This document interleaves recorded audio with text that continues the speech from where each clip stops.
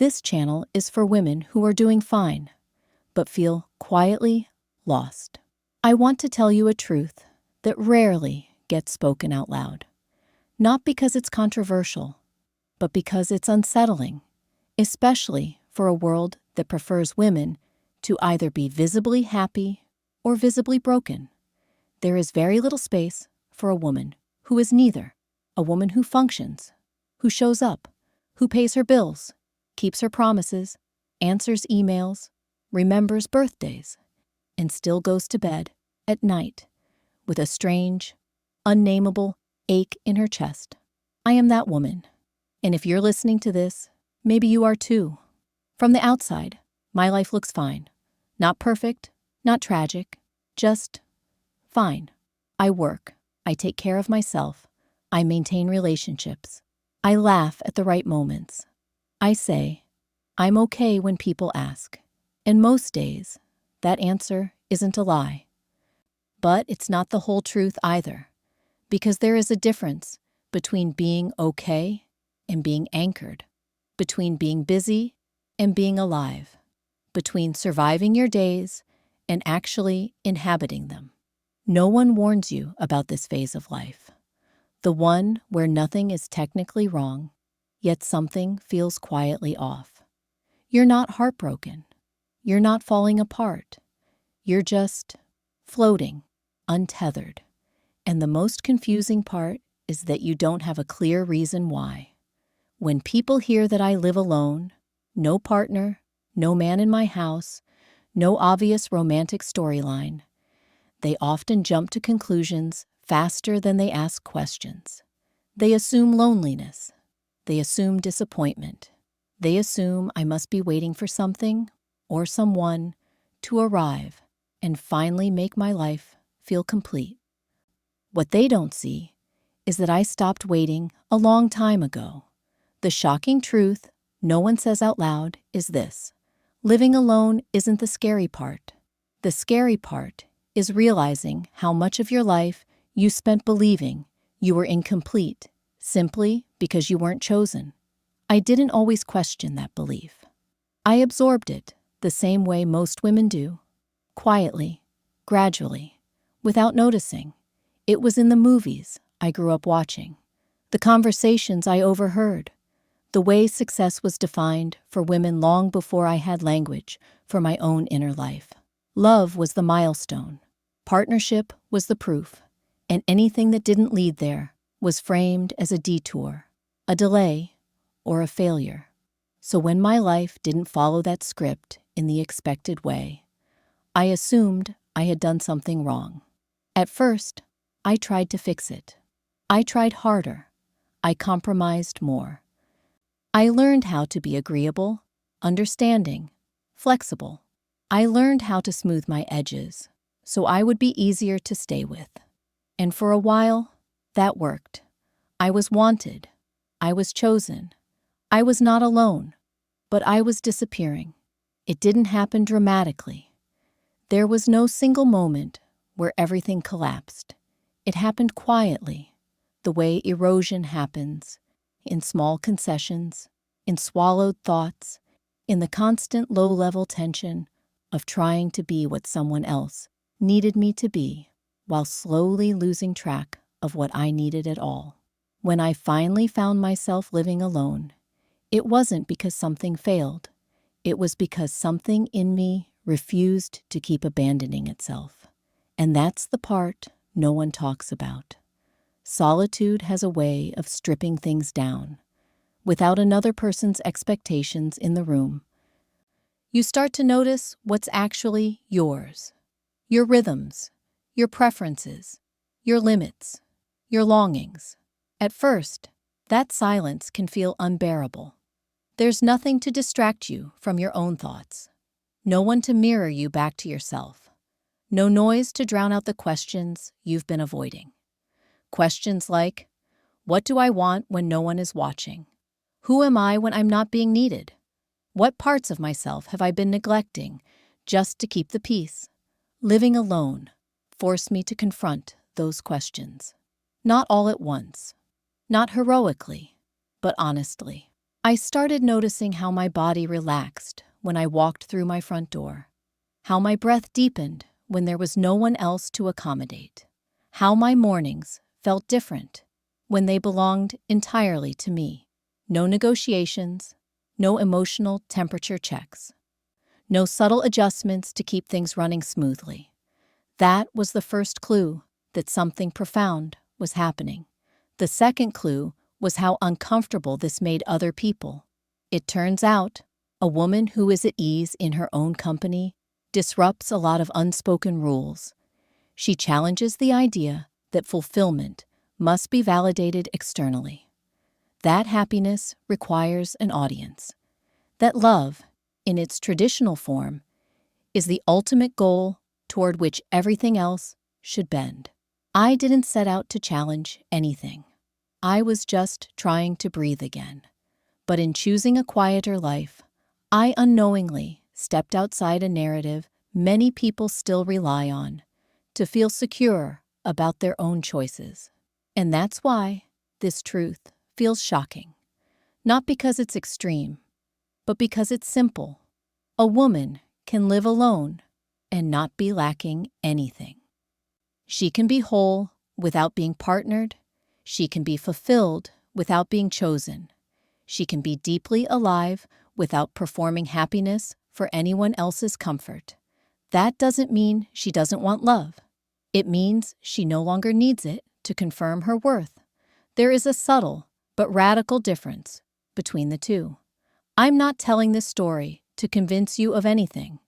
I'm telling it because if you're in this quiet middle space, where your life looks stable, but your soul feels unsettled, you deserve language for what you're experiencing. You deserve to know that this phase is not a personal failure. It's a reckoning, a recalibration, a moment where the old definitions stop working and new ones haven't fully formed yet. And yes, that can feel lonely, but it can also be the beginning of something incredibly honest. If any part of this is resonating with you, if you feel that subtle recognition in your chest, I invite you to stay with me. And if you want to support this space so I can continue creating stories like this, take a moment to subscribe to the channel. Not out of habit, but out of choice, because the truth we're about to explore goes much deeper than living alone, and it might change the way you see your own life entirely. Why a woman living alone makes people uncomfortable. There was a moment when I realized something wasn't wrong with me at all. What felt wrong was the way people reacted to my life. It didn't happen in one dramatic confrontation. It happened quietly, in conversations that sounded polite on the surface, in the slight pause after I answered a question, in the way people tilted their heads when they heard I lived alone, in the gentle suggestions that followed, disguised as concern, humor, or friendly advice. Don't you get lonely? So, are you seeing anyone these days? You know, it's never too late. They weren't asking because they were curious. They were asking because my existence unsettled them. At first, I thought it was about age, or timing, or the usual social expectations placed on women. But the longer I sat with it, the clearer it became. A woman living alone doesn't just challenge tradition. She challenges comfort, not her own, but everyone else's. There is something deeply unsettling about a woman who doesn't appear to be waiting. Waiting implies lack. Waiting implies anticipation. Waiting implies that something essential has not yet arrived. And society is comfortable with women who are waiting. Waiting is familiar. Waiting fits the story. But I wasn't waiting. I was living. And that distinction made people uncomfortable in ways they couldn't quite explain. What unsettled them wasn't my solitude. It was my steadiness. I wasn't frantic. I wasn't bitter. I wasn't loudly proclaiming my independence. I wasn't rejecting love or condemning relationships. I simply wasn't organizing my life around the pursuit of one. That quiet refusal is more disruptive than rebellion, because rebellion can be dismissed. It can be labeled as anger or defiance. Quiet contentment cannot. It sits there, unprovoked, asking an unspoken question. If she's okay without what I believe is essential, what does that say about the story I'm living inside? People rarely examine their beliefs unless something forces them to, and a woman who is at peace in her own company forces examination simply by existing. I noticed how often my choices were interpreted through fear, as if living alone must be a defense mechanism, as if my calm must be hiding damage, as if my boundaries must be walls built from disappointment. It was easier for people to assume I was wounded than to consider that I was clear. Clarity is threatening. Clarity doesn't seek approval. It doesn't explain itself endlessly. It doesn't perform uncertainty to make others feel comfortable. And when clarity belongs to a woman, it disrupts a long-standing expectation that women should be emotionally accessible, relationally oriented, and perpetually open to negotiation. I wasn't closed. I was selective. And those two things are often confused by people who benefit from access without accountability. There's an unspoken social script that says a woman's life should be legible to others. Her choices should make sense within familiar frameworks. When they don't, discomfort arises, and discomfort often disguises itself as concern. I could feel it in the way people tried to place me, to categorize me, to figure out where I fit. Was I secretly sad? Was I afraid of intimacy? Was I too picky, too independent, too set in my ways? None of those labels felt accurate, but they were easier for others to hold than the possibility that my life was neither lacking nor exceptional, just intentional. The truth is, many people are deeply invested in the idea that fulfillment comes from external validation, from partnership, from being chosen, from being needed. When a woman steps outside that economy, she exposes how fragile that belief really is. And that's uncomfortable, because if fulfillment can be self-generated, then dependency loses its moral authority. If peace can exist without constant connection, then urgency becomes questionable. If a woman can build a meaningful life without centering it around a man, then the rules many people have lived by start to feel less absolute. That kind of realization isn't easy to sit with. So instead of questioning the system, people question the woman. They search for the flaw, the explanation, the hidden sadness that will restore the balance of the story. Because as long as something is wrong with me, the narrative stays intact. But what if nothing is wrong? What if the discomfort isn't a signal of absence, but of presence? What if my life feels confronting, not because it's empty, but because it's self-directed? I didn't choose solitude to make a point.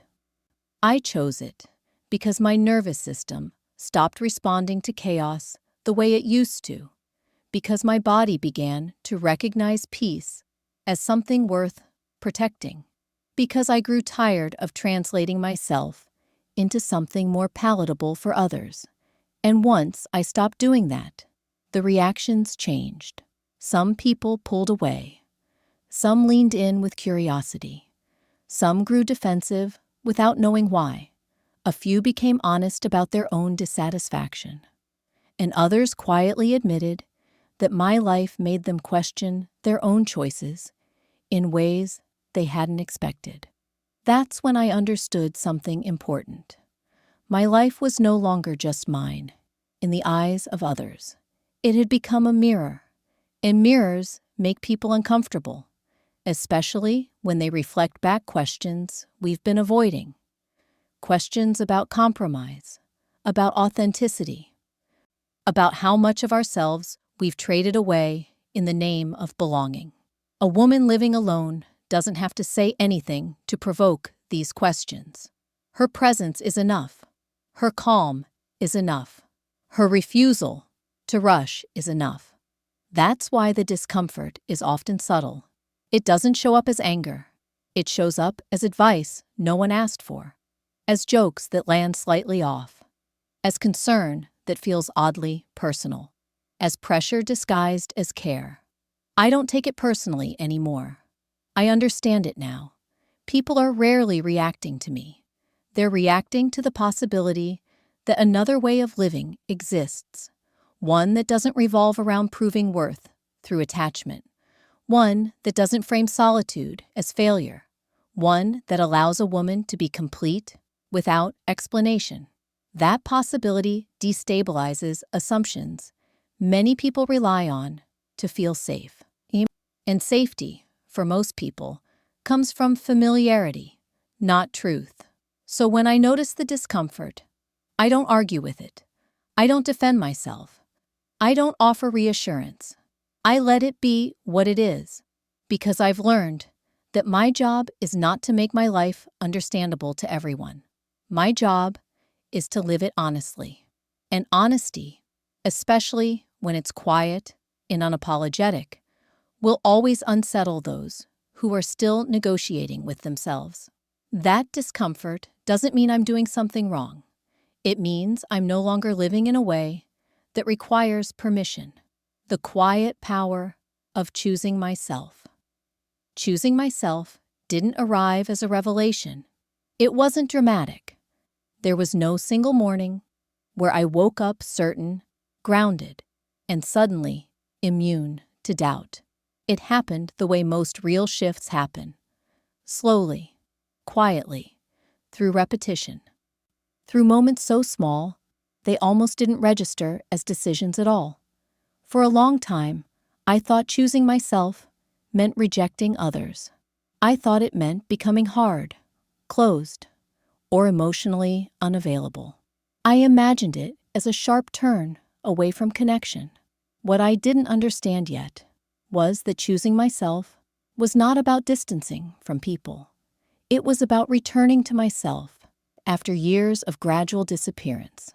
I had learned, subtly and thoroughly, how to prioritize harmony over honesty, how to sense what others needed before they said it, how to adjust my tone, my timing, my expectations. None of that made me weak. It made me highly attuned. But that attunement came at a cost. Over time, I stopped noticing my own signals. Fatigue became normal.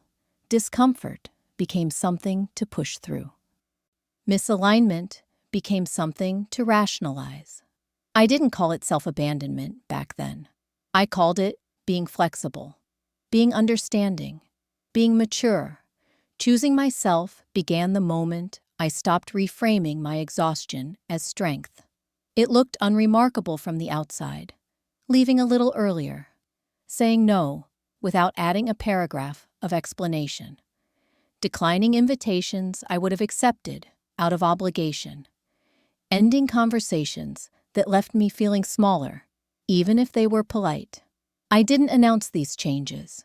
I barely understood them myself at first. I just noticed that when I honored a quiet, internal boundary, something inside me softened instead of tightening. That was new. I had spent so much of my life bracing, anticipating reactions, managing expectations, preparing for disappointment, that I didn't realize how tense I had become. Choosing myself released that tension gradually, not all at once, but enough that I started to recognize a different internal climate, less urgency, less self-surveillance, less constant questioning of whether I was doing life right. The power in choosing myself wasn't loud. It didn't feel triumphant. It felt steady. I stopped measuring my days by how useful I had been to others and started noticing how present I was with myself. I noticed how my body responded when I didn't push past its limits, how my thoughts became clearer when I wasn't constantly anticipating someone else's needs, how my emotional reactions softened when I no longer felt responsible for maintaining equilibrium everywhere I went. This kind of power doesn't announce itself.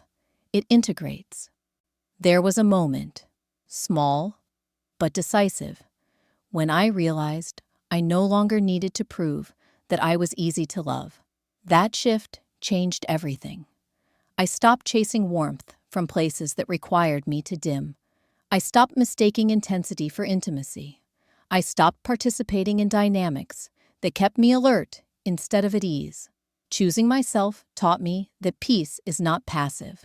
It is active, discerning, and often misunderstood. Peace requires saying no before resentment sets in. It requires leaving situations before they erode you. It requires trusting your internal signals even when they don't align with external expectations. That trust was not automatic. I had spent years overriding it. Relearning it felt awkward at first, like using a muscle that had been neglected. But the more I practiced listening inward instead of outward, the stronger that signal became. I began to recognize the difference between discomfort that leads to growth and discomfort that signals misalignment. One expands you, the other drains you. For a long time, I treated them as the same thing. Choosing myself required discernment. It required staying long enough with my own reactions to understand what they were actually telling me. What surprised me most was how much energy returned once I stopped leaking it. Energy I didn't know I was losing through constant negotiation, emotional translation, and unspoken compromise. With that energy came clarity. With clarity came choice. I didn't become indifferent. I became intentional. My relationships changed, not because I demanded more, but because I tolerated less. I stopped engaging out of habit. I stopped staying out of politeness. I stopped explaining myself into exhaustion, and in doing so, I noticed something unexpected. The people who remained didn't feel threatened by my boundaries. They felt relieved by them. Clear edges made connection cleaner, not colder. Choosing myself refined my presence. I was less scattered, less reactive, less available for drama I once would have absorbed out of reflex. I could be warm without being porous, open without being unguarded, present without being depleted. That balance didn't come from strategy. It came from self-respect, practiced consistently, not performatively. There is a particular kind of confidence that emerges when you know you will not betray yourself to maintain connection. It doesn't show up as bravado. It shows up as calm, as steadiness, as the ability to pause instead of rushing to respond, as the freedom to walk away without rehearsing your reasons. I didn't need to announce that I was choosing myself. My life reflected it quietly, in the way my home felt like refuge instead of recovery, in the way my evenings no longer required distraction to be tolerable, in the way I could sit with my own thoughts without immediately reaching for noise. Choosing myself changed how I experienced solitude. It stopped feeling like absence and started feeling like alignment. Time alone no longer felt like something to endure or fill. It became something to inhabit, a space where I could hear myself think, feel without interruption, and recalibrate without judgment. I didn't become immune to doubt. I became less governed by it. There are still moments when old patterns try to reassert themselves, when I feel the familiar pull to overextend, over-explain, over-accommodate. But now I recognize that impulse for what it is, a reflex from a former version of myself who believed connection required self-erasure.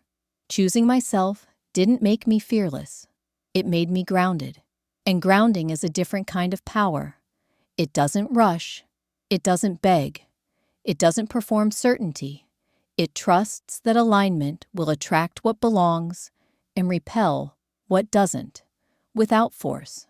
I used to believe that strength looked like endurance, like pushing through, like staying longer than was comfortable. Choosing myself taught me that strength can also look like restraint, like leaving early, like resting without justification, like honoring my own pace, even when it doesn't match anyone else's. That choice, made over and over again, changed the quality of my life, not by adding more, but by removing what was never sustainable. I am not more important than anyone else, but I am no longer optional in my own life. And that quiet decision, to place myself back at the center of my own experience, is the most enduring power I have ever known. What solitude taught me, that love never did love, taught me many things. It taught me how to attune to another person's moods before they spoke, how to negotiate around disappointment, how to wait, how to hope, how to stay present even when something felt off, because leaving felt worse than enduring. Love taught me endurance very well. Solitude taught me something love never did, how to stop overriding myself. When I was in relationships, even good ones, there was always a subtle pull outward, an awareness that my internal weather mattered, but not as much as the shared climate. I learned how to soften my edges so the space between us stayed smooth. I learned how to translate my needs into something easier to receive. I learned how to delay my own reactions until they were convenient. None of that was malicious. It was adaptive. It was learned, and for a long time, it felt like maturity. Solitude dismantled that training. When I began spending extended time alone, there was no one to buffer me from my own internal experience, no one to absorb the sharpness of a bad day, no one to redirect my attention when discomfort surfaced. At first, that was unsettling. I didn't realize how accustomed I had become to processing my emotions in relation to someone else. Alone, everything echoed. If I was sad, there was no narrative to soften it. If I was restless, there was no distraction to blame. If I was bored, there was nowhere to project that boredom but inward. Solitude refused to negotiate. It didn't reassure me. It didn't distract me. It simply reflected me back to myself, exactly as I was. That mirror was unforgiving, but it was honest. Love had taught me how to adapt. Solitude taught me how to listen. I began to notice how quickly I tried to escape uncomfortable feelings, how instinctively I reached for stimulation when silence lingered too long, how often I had confused emotional intensity with aliveness. Without another person in the room, those habits became obvious, not shameful, just visible. And visibility changes things. I learned that emotions don't need solutions as quickly as we think, that sadness can exist without becoming a crisis. That longing doesn't always mean something is missing. Sometimes it just means something is alive. That boredom can be an invitation rather than a problem. In solitude, I stopped narrating my experience for someone else. I stopped editing my reactions in real time.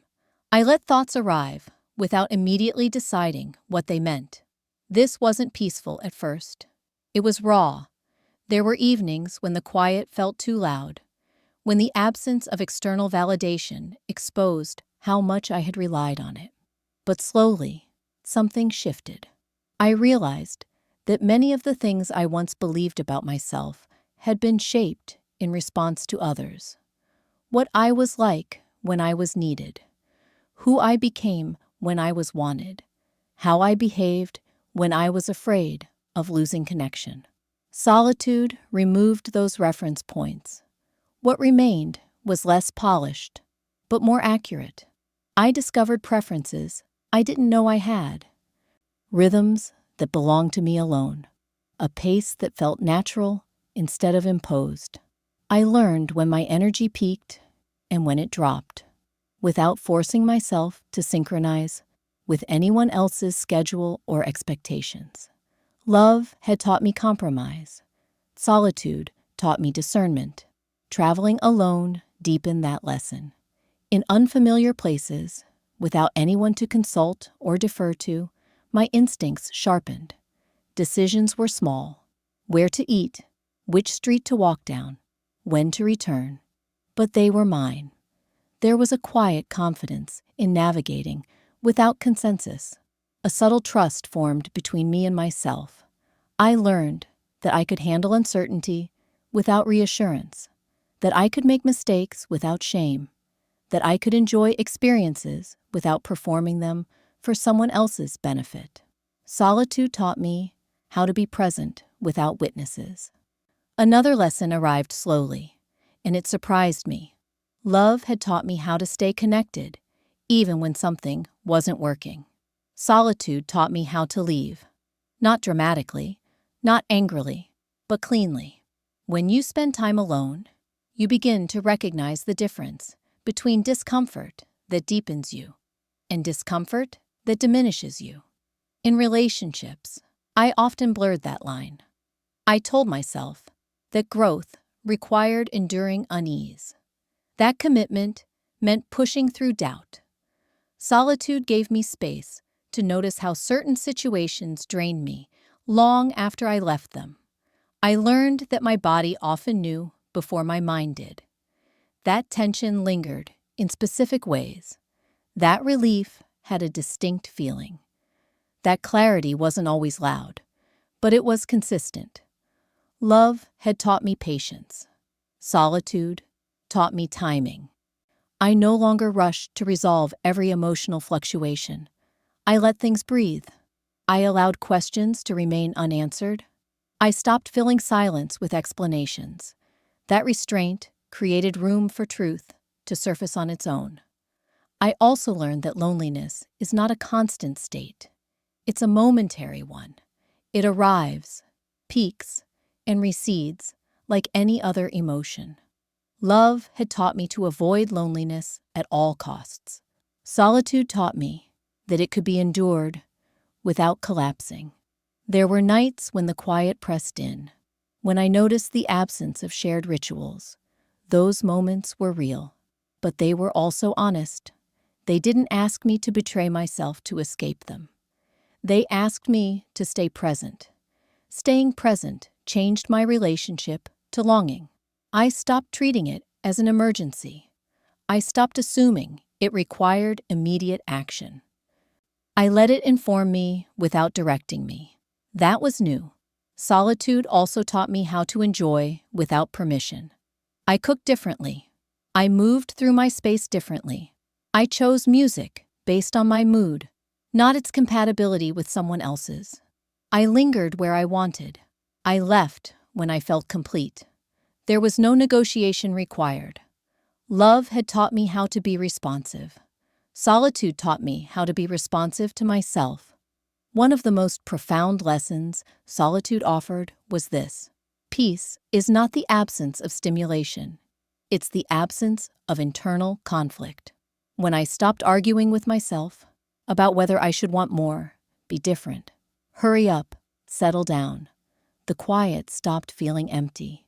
It started feeling spacious. I didn't become detached from others.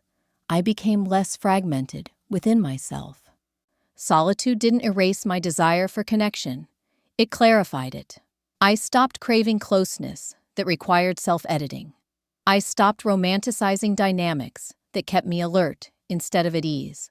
I stopped mistaking emotional intensity for intimacy. Love had taught me how to merge. Solitude taught me how to remain intact. This didn't make me superior or enlightened. It made me honest. Honest about what I could offer. Honest about what I needed. Honest about what I was no longer willing to trade for the sake of being accompanied. I learned that being alone doesn't mean being unfinished. It means being undistracted.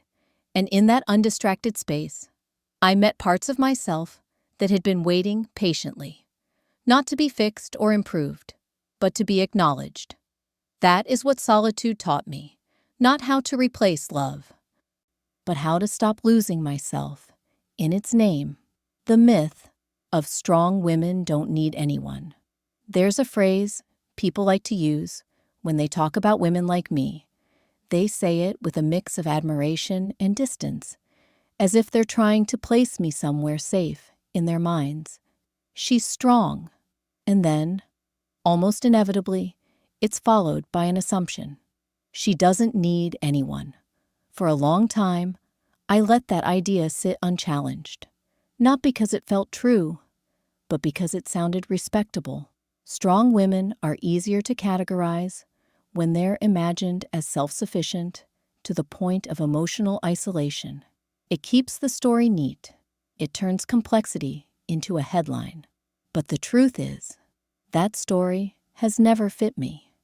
I don't know when strength became synonymous with emotional starvation, when needing nothing became more admirable than needing wisely, when wanting connection was quietly reframed as weakness, especially for women who had already proven they could stand on their own. I don't reject connection. I reject distortion. The myth of the strong woman who doesn't need anyone is comforting to society because it removes responsibility. If I don't need anyone, then no one has to meet me. No one has to show up fully. No one has to risk intimacy with someone who sees clearly. It also erases something deeply human, the fact that strength and desire can coexist. I still want closeness. I still want to be chosen. Not out of desperation, but out of recognition. I still want to share my life with someone who can sit in silence without trying to fix it, who can witness my interior world without feeling threatened by it. Those wants didn't disappear when I learned how to live alone. They became more precise. What changed wasn't my capacity for attachment. It was my tolerance for distortion. In the past, I mistook intensity for depth. I believed that longing meant connection, that urgency meant importance, that if something felt difficult, it must be meaningful. Those beliefs were reinforced everywhere, from stories that romanticized struggle to cultural narratives that framed love as something you fight for at the cost of yourself. I played that role well. I learned how to endure emotional unpredictability, how to carry more than my share, how to call it love when it was really imbalance. That wasn't strength, it was adaptation. Real strength didn't arrive when I stopped wanting connection. It arrived when I stopped betraying myself to maintain it. There's a quiet grief in realizing how often I minimized my needs to keep relationships intact. How often I framed my own discomfort as something to work through privately, so I wouldn't disrupt the bond. I didn't do that because I lacked boundaries. I did it because I believed love required sacrifice. And sacrifice was the price of belonging. Living alone challenged that belief in ways no relationship ever had. Without a partner to orient around, I had to confront what I actually wanted. Not what I was willing to settle for, not what made me seem agreeable, but what allowed me to stay whole. I learned that wanting companionship doesn't obligate me to accept it in any form it arrives. That desire doesn't erase discernment. The myth says strong women don't need anyone. My experience says strong women know the difference between need and self-erasure. Need is honest. It acknowledges interdependence. It allows vulnerability. Self-erasure disguises itself as loyalty, but it costs too much. It asks you to disappear in increments until there's very little left to protect. I don't want to be admired for not needing. I want to be respected for choosing. Choosing means I'm not afraid of closeness. It means I'm not impressed by proximity alone. It means I won't confuse attention with care, or presence with commitment. It means I can say yes without abandoning myself, and no without rehearsing excuses. That kind of clarity makes people uncomfortable because it doesn't fit neatly into the old scripts. It doesn't perform independence as armor, and it doesn't perform longing as weakness. It exists in a middle space that refuses extremes. I am not invulnerable. I am not detached. I am not immune to desire. What I am is attentive.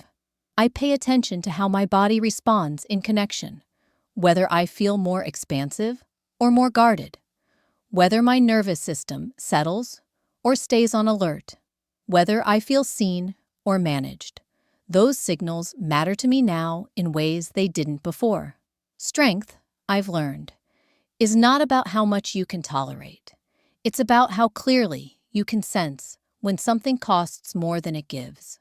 There's also a quiet loneliness that comes with being misinterpreted as self-sufficient to the point of emotional isolation. People assume I don't need checking in on, that I don't feel absence, that I'm above longing. Those assumptions create distance, even when they're meant as compliments. But I don't correct them anymore. I've learned that not everyone is meant to understand the nuance of a life that isn't organized around spectacle or explanation. I don't need to prove that I can stand alone. I already know that. What matters more to me now is whether I can stand with someone without shrinking. That's the difference the myth ignores. Strength is not the absence of need. It's the presence of choice. It's knowing that I could open my life to someone and choosing not to unless the conditions are right. It's being willing to remain alone rather than attached to something that requires constant self-compromise. That willingness is often misread as coldness. In reality, it's care directed inward. I've noticed that the people most invested in the myth are often those who benefit from women being either endlessly accommodating or completely unavailable. The myth absolves them from meeting women where they are, complex, discerning, and whole. I no longer aspire to be the kind of woman who doesn't need anyone. I aspire to be the kind of woman who doesn't abandon herself. That distinction changes everything. It allows me to want without grasping, to connect without merging, to open without dissolving. It allows love, when it comes, to be an addition rather than a repair. And if it doesn't come, my life doesn't collapse around that absence. That's not emotional detachment. That's emotional maturity. I don't carry my strength like a shield. I carry it like a center of gravity. It doesn't push people away. It simply refuses to orbit anything that pulls me off balance. So when people say, "You're strong, you don't need anyone," I understand what they're trying to say. But I no longer accept the premise. I need honesty. I need reciprocity. I need respect. I need connection that doesn't ask me to become smaller to make it work. What I don't need is to prove my strength by pretending I want nothing. That performance costs too much. The truth is quieter and less dramatic. I want connection that meets me where I am, not where I used to be willing to go. And until that exists, I remain open, but not available to be diminished. That is not the absence of need. That is strength, finally understood. Boundaries are not walls. For a long time, I believed boundaries were a sign of emotional distance.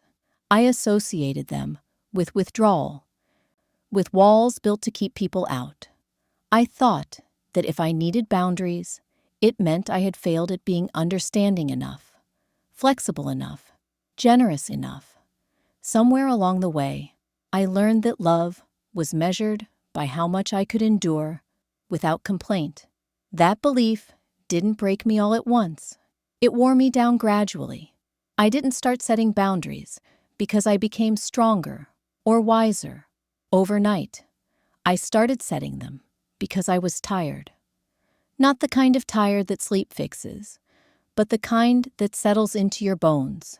The exhaustion that comes from constantly adjusting yourself to fit into spaces that never quite meet you back. At first, my boundaries were clumsy. I over-explained them. I apologized for them. I framed them as temporary exceptions rather than permanent needs. I wanted people to understand that I wasn't being difficult, that I wasn't rejecting them, that I still cared. I just didn't realize yet that clarity doesn't require justification. What I eventually learned is that boundaries are not acts of aggression. They are acts of honesty. A wall shuts everything out. A boundary clarifies what can come in. That distinction changed the way I related to myself and to others. I wasn't trying to protect myself from connection. I was trying to protect the conditions that made connection possible. Without boundaries, I noticed how quickly resentment grew, how easily my generosity turned into obligation, how often I said yes when my body was already saying no. I mistook endurance for maturity and paid for it in quiet ways. Irritability, fatigue, a low-level sense of being slightly out of sync with my own life. Boundaries became necessary once I understood that peace is fragile, not weak, fragile in the way all living things are. It requires the right environment to thrive. Too much pressure, too little rest, and it begins to erode. I stopped thinking of boundaries as rules and started thinking of them as filters. They didn't exist to control others. They existed to preserve my capacity to show up fully. When I respected my own limits, I had more patience, more warmth, more presence to offer. When I ignored them, I became guarded, reactive, and quietly resentful. The irony is that people often feel safer around someone with clear boundaries, even if they resist them at first. Clarity reduces confusion. It removes the need for guesswork. It replaces unspoken expectations with visible edges. I began to notice how much energy I used to spend managing ambiguity, wondering if something bothered me enough to mention it, if it was worth risking discomfort, if I was being too sensitive. Boundaries simplified that internal negotiation. They allowed me to respond rather than react. Saying no became cleaner. Leaving became less dramatic. Distance no longer felt like punishment. It felt like alignment. There were people who didn't like this shift. Some accused me of changing, of becoming less available, less accommodating. What they meant was that I was no longer bending in ways that made their access to me effortless. I had to accept that boundaries will disappoint people who benefited from your lack of them. That doesn't make the boundaries wrong. I also learned that boundaries reveal who can meet you where you are. The people who respected them didn't feel pushed away. They adjusted. They asked questions. They leaned in with care rather than entitlement. Our connections became steadier, not colder. Boundaries didn't limit intimacy. They refined it. I stopped staying in conversations that left me feeling diminished. I stopped tolerating half-presence. I stopped engaging with dynamics that required me to stay alert instead of at ease. This wasn't about control. It was about stewardship of my own nervous system. There is a kind of self-respect that doesn't announce itself. It shows up in what you no longer tolerate, quietly, in the way you exit without theatrics, in the calm certainty of knowing that your well-being is not negotiable. Boundaries taught me that protection and openness are not opposites. They coexist. In fact, they depend on each other. Without protection, openness becomes self-sacrifice. Without openness, protection becomes isolation. I no longer use boundaries to keep people out. I use them to invite the right ones in. That means not everyone gets the same access. Not everyone gets the same version of me. That isn't cruelty. It's discernment. Depth requires trust, and trust is built slowly, not distributed indiscriminately. One of the hardest lessons was learning to hold my boundaries without waiting for approval, to let them stand even when they were misunderstood, to resist the urge to soften them so others would feel more comfortable. I had to learn that my discomfort matters, even when it doesn't make sense to anyone else. Boundaries also taught me something unexpected about compassion. When I stopped overgiving, my care became cleaner, less performative, more sustainable. I wasn't pouring from depletion anymore. I was offering from a place of stability. That stability changed the tone of my life. Fewer emotional spikes, fewer apologies, fewer internal negotiations, more quiet confidence, more trust in my own signals. I used to think boundaries would make me lonely. Instead, they made my connections more real. Fewer, perhaps, but more honest, more grounded, more mutual. I no longer fear being labeled difficult. I've learned that what's often called difficult is simply a refusal to be diminished.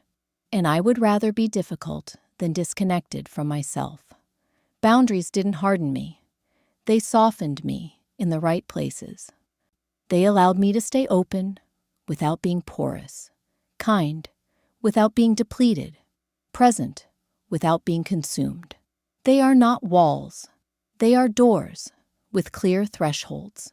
And once I learned to honor those thresholds, my life became quieter, steadier, and far more my own. The kind of love I'm no longer available for. There is a kind of love I'm no longer available for. And it took me a long time to say that without flinching. Not because I didn't understand it, but because for years I believed availability was a virtue. That being open, flexible, and endlessly understanding was proof of emotional maturity. I didn't realize that what I was calling openness was often self-erasure, and what I was calling love was frequently confusion, dressed up as intensity. I'm no longer available for love that keeps me guessing. The kind that arrives warmly and disappears quietly. The kind that speaks in possibilities but avoids commitments.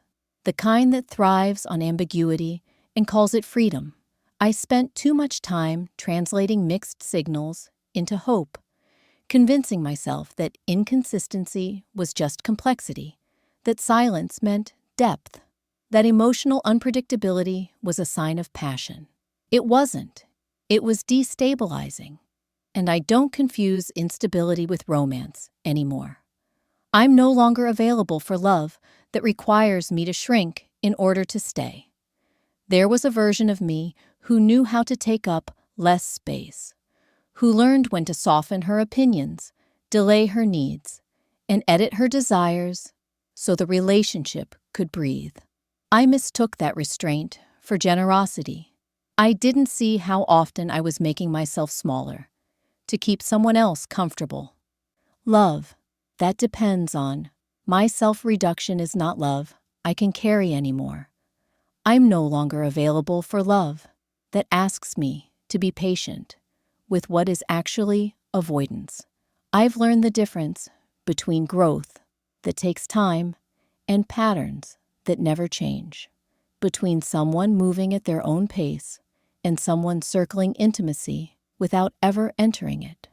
Waiting can be an act of trust, but it can also become a habit of self-betrayal. I've done enough waiting for people who benefited from my endurance more than they respected my presence.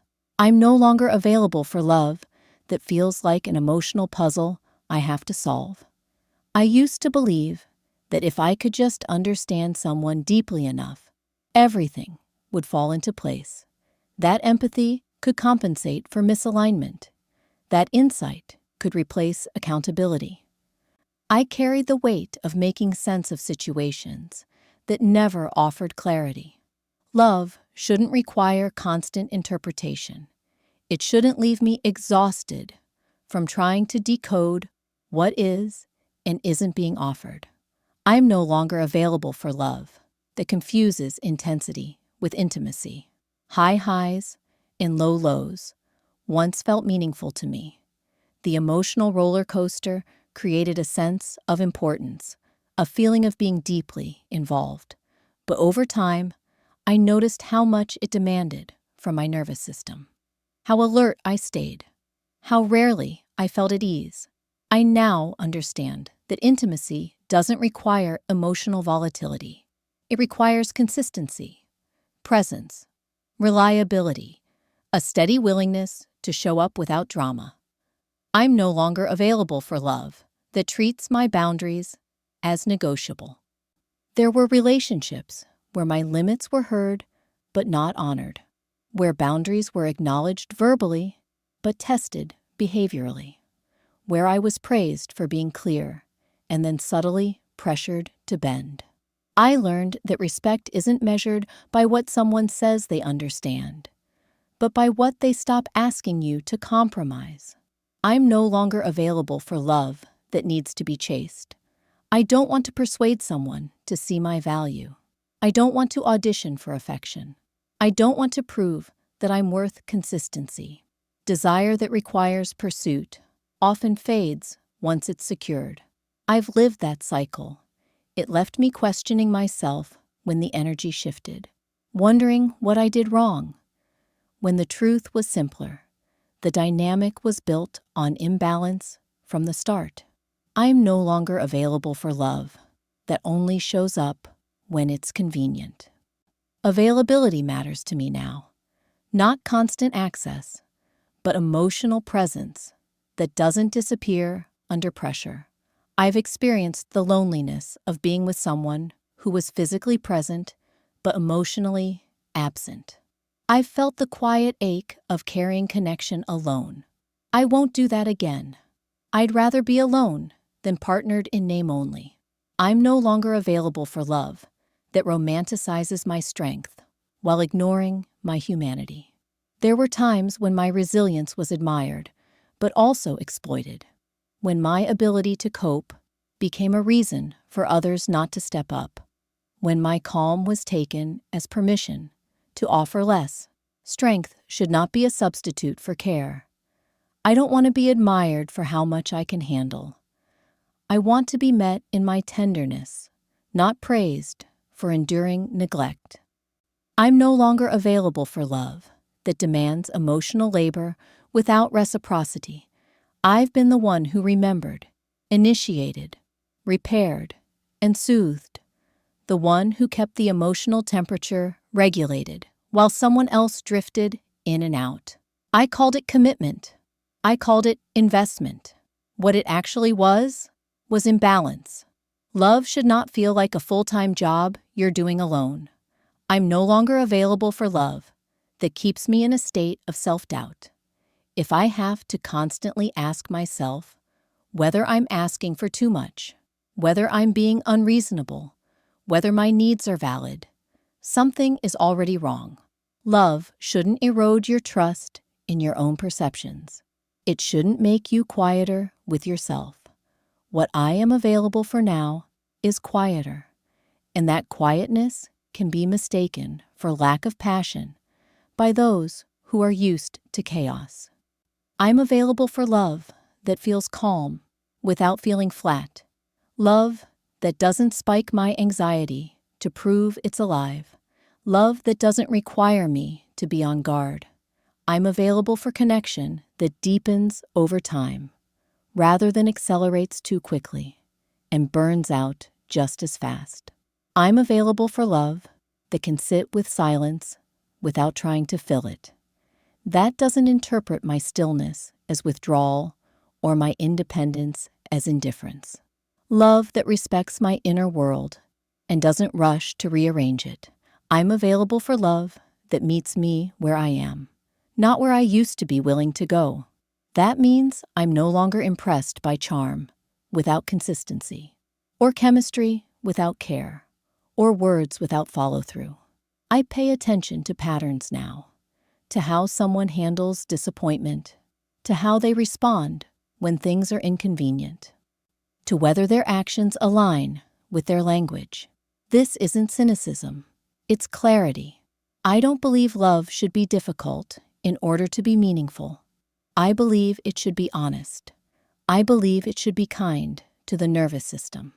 I believe it should allow both people to remain themselves, not just survive each other. I am not closed to love. I am closed to distortion. If that narrows the field, I accept that. I've learned that availability without discernment is just vulnerability without protection. And I value my inner stability too much to gamble it on something that cannot meet me with care. I'm no longer available for love that takes me away from myself. The kind of love I'm open to now doesn't need me to disappear. It doesn't need me to perform. It doesn't need me to tolerate confusion in the name of hope. It recognizes that I come with a life already in motion, already full, already grounded. If someone wants to join that life, they don't have to save me. They don't have to complete me. They don't have to impress me. They just have to be real, consistent, present. And if that kind of love never arrives, my life does not diminish in its absence. Because the most important thing I learned is this: being unavailable for the wrong kind of love is not loss, it's alignment. I'm not waiting, I'm building. There was a time when I thought my life was on hold, not officially, not in any way I could point to on a calendar, but quietly, internally, as if the real chapters would begin once something arrived. Someone, a relationship that would finally make the story feel legitimate. I didn't call it waiting back then. I called it patience. I called it being open. I told myself I was simply living my life while leaving space for love to enter. But if I'm honest, there was an invisible pause button hovering over everything I wanted most. I don't live that way anymore. At some point, without drama, without a declaration, I realized that waiting had become a habit, a posture, a subtle orientation toward a future that kept pulling me away from the present.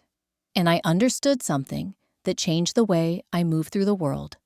My life was already happening, whether or not anyone joined it. I'm not waiting. I'm building. Building doesn't look impressive most days. It's quiet. It's repetitive. It's made of choices no one applauds because they don't translate easily into visible milestones. But it's real and it's mine. I build my mornings with intention now. Not productivity theater, not rigid routines meant to prove discipline, but rhythms that support my nervous system. I wake up without urgency. I give myself time to arrive in the day. I notice how my body feels before I decide what it needs. That alone has changed everything. I build my life around energy, not expectation. For years, I structured my time around availability. I made room first and figured out how to fill it later. Now, I do the opposite. I invest in what sustains me, and I let everything else arrange itself around that center. My calendar reflects my values more than my obligations. I'm not waiting for someone to witness my life before I take it seriously. I build through work that engages me, not just pays me. I stopped chasing roles that impressed people who didn't know me. I stopped measuring success by how busy I looked. I became more interested in whether my work left me clearer or more depleted at the end of the day. Building means choosing depth over acceleration. It means letting progress unfold instead of forcing outcomes. I'm not trying to arrive anywhere quickly.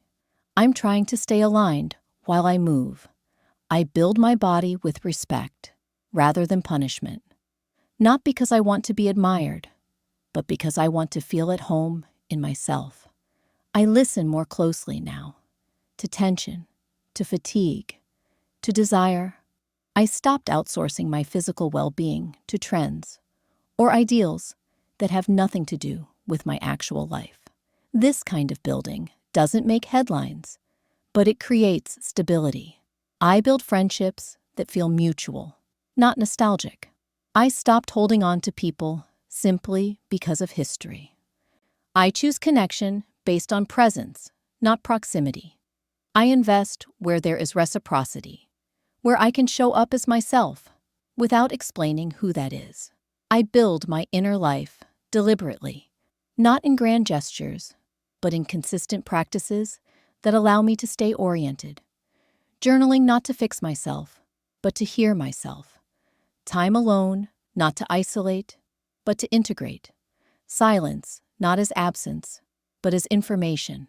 I used to believe that building a life on my own meant closing the door to partnership, that if I committed too fully to my independence, I would somehow jinx the possibility of love, as if fulfillment were a finite resource, and choosing myself would leave nothing left for anyone else. What I learned instead is that building a life makes room for love without demanding it. When your life is empty, love feels like rescue. When your life is full, love feels like collaboration. I don't build because I've given up. I build because I refuse to postpone my aliveness. I refuse to live in anticipation of a future that may or may not arrive in the form I once imagined.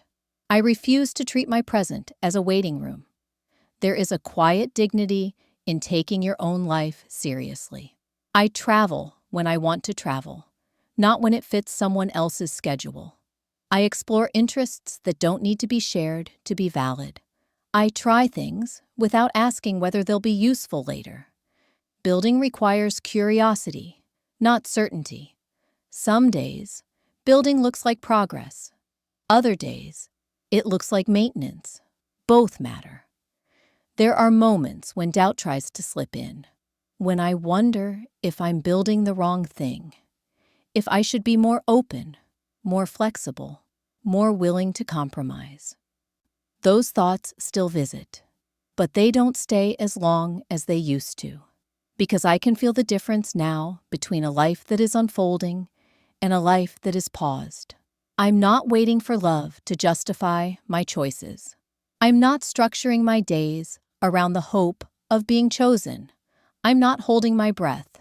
If love comes, it will step into a life that is already moving, already shaped, already grounded. It won't be asked to fill a void or rescue a narrative. It will be invited to add, not to complete. And if love doesn't come, my life doesn't collapse around that absence. That's the part people misunderstand. They assume that not waiting means not wanting. That building means shutting down desire. It doesn't. It means refusing to let desire govern your worth. I still want connection. I still want intimacy. I still want shared moments that deepen over time. But I want them to meet me where I am now, not where I once lingered, out of fear of being alone. Building has taught me patience, of a different kind, not the patience of endurance, but the patience of trust. Trust that a life lived in alignment doesn't need constant correction. Trust that what belongs will find its way without being chased. I don't live as if time is running out. I live as if time is happening. That shift changed everything. I stopped seeing singleness as a gap to be filled and started seeing it as a season with its own integrity, a season that allows for focus, for depth, for experimentation, a season that doesn't need to justify itself by what comes next. I build because building creates momentum, not the frantic kind, but the grounded kind, the kind that carries you forward even when the future is uncertain. There is a freedom in knowing that no one else is responsible for making my life meaningful. That responsibility is mine, and I've accepted it without resentment. I don't build to prove anything. I build because it feels honest. And honesty, over time, creates a life that doesn't need to be rescued. I'm not waiting. I'm here. You're not behind. You're in the middle. There is a particular fear that settles in quietly when you reach this point in life. It doesn't announce itself as panic or despair. It arrives as comparison, as timelines, as the sense that everyone else received a map you somehow missed. I know that fear well. It shows up when I scroll past engagement announcements, anniversaries, family photos framed as proof of progress. It shows up in casual conversations where people speak about the future as if it's already been decided for them. It shows up in the question that lingers after polite small talk fades. Am I behind? For a long time, I thought the answer was yes, not because my life was empty, but because it didn't follow the expected order.